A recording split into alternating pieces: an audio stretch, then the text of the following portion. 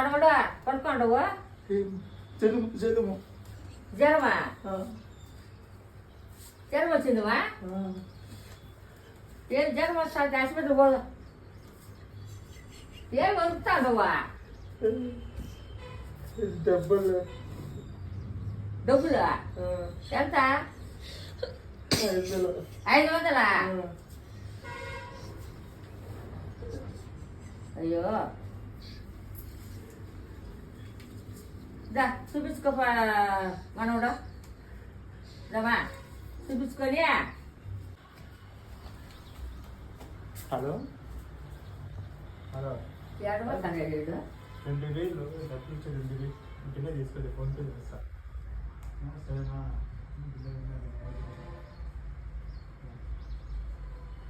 ఏమ్మా